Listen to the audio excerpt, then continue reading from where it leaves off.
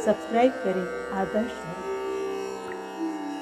जय सिया राम मित्रों, आज का प्रसंग हम लेते हैं कि अयोध्या नगरी भगवान श्री राम को कितनी प्यारी है। ये प्रसंग श्री रामचरितमानस के उत्तरकांड से लिया गया है। भगवान श्री राम जब लंका पर विजय प्राप्त करके अपनी भार्या माता सीता और लक्ष्मण और अपने सखाओं विभीषण, सुग्रीव, अंगद, हनुमान, नल, नील इत्यादि के साथ विमान पर बैठकर, पुष्पक विमान पर बैठकर अयोध्या के लिए चलते हैं और हनुमान जी को भेजकर समाचार भरत जी को पहुंचाते हैं।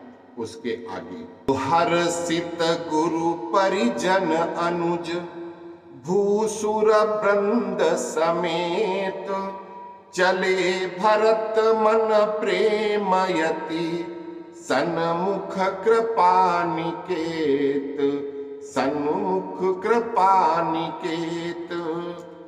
गुरु वशिष्ठ जी, कुटुंबी मतलब परिवार के लोग, छोटे भाई शत्रुघ्न तथा ब्राह्मणों के समूह के साथ अत्यधिक हर्षित होकर भरत जी अत्यंत प्रेम पूर्ण मन से कृपा धाम श्री राम जी के सामने अर्थात उनकी अगवानी के लिए आगे चले।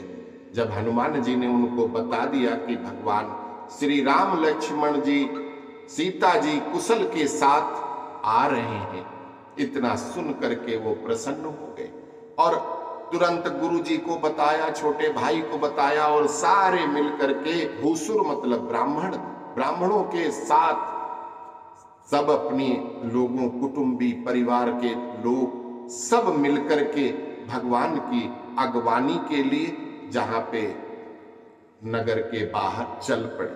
अब महिलाएं क्या कर रही हैं?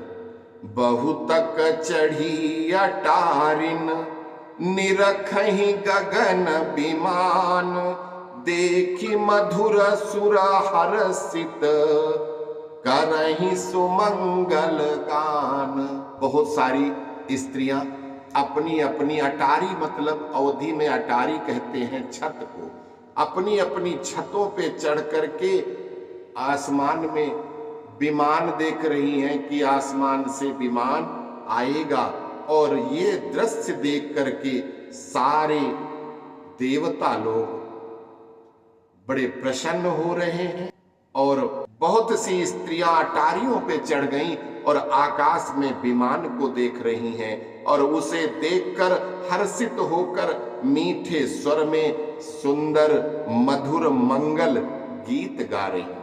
राकासी रघुपतिपुर सिंधु देखी हर्षान, बढ़ऊ कोलाहल करत जनु नारी तरंग समान।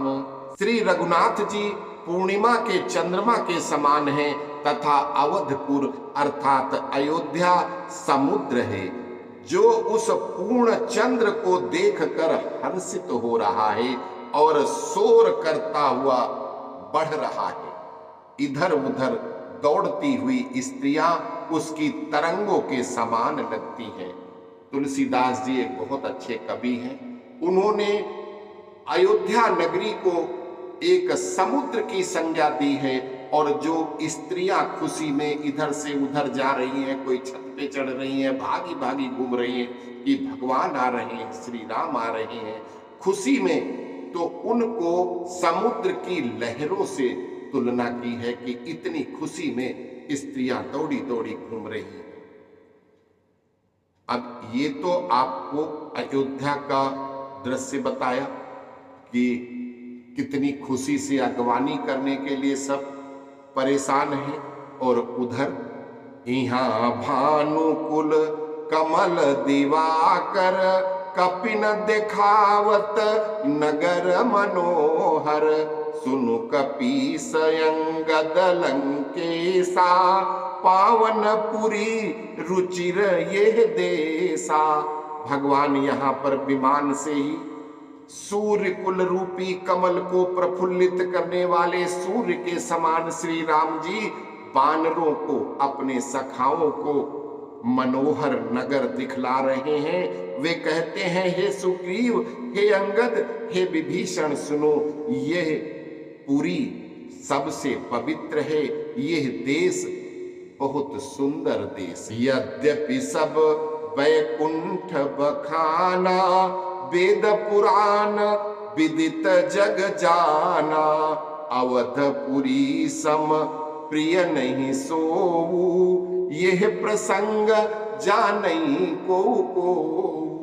भगवान कह रहे हैं कि यद्यपि लोग कहते हैं कि संसार में, त्रिलोक में वैकुंठ ही सबसे अच्छा है, जहां पर श्री विष्णु जी लक्ष्मी जी के साथ विराजमान हैं, लेकिन वेद पुराण जिस वैकुंठ का गायन करते हैं वो भी मुझे अयोध्या के समान प्रिय नहीं है। यह रहस्य कोई कोई ही जानता है, क्योंकि अयोध्या मुझे वैकुंठ से भी ज्यादा प्रिय है। जन्म भूमि मम पुरी सुहावनी, उत्तर दिशि बह सरजू पावनी, जाम जनते बिनहि प्रयासा, मम समीप नर पावहि बासा। भगवान कहते हैं कि ये सुहावनी पुरी मेरी जन्म भूमि है। इसके उत्तर दिशा में जीवों को पवित्र करने वाली सरयू नदी बहती है, जिसमें स्नान करने मात्र से मनुष्य बिना परिश्रम किए मरने के बाद मेरे पास, मेरे यहाँ मुक्ति मोक्ष पा करके मेरे समीप आ जाता है। अति प्रिय मोहि यहाँ के बासी, मम धाम दापुरी सुख राशि, हर से सब कपि सुनि प्रभु बानी, धन्य अवध जो राम बखानी। भगवान कहते हैं कि यहाँ के निवासी मुझे बहुत ही प्रिय हैं। यह पुरी सुख की राशि और मेरे परम धाम को देने वाली है। प्रभु की वाणी सुनकर सब सखा वानर हर्षित हुए और कहने लगे, जिस अवध की स्वयं भगवान श्री राम बड़ाई करते हैं, वो अवधपुरी, वो अयोध्या धन्य है, धन्य है।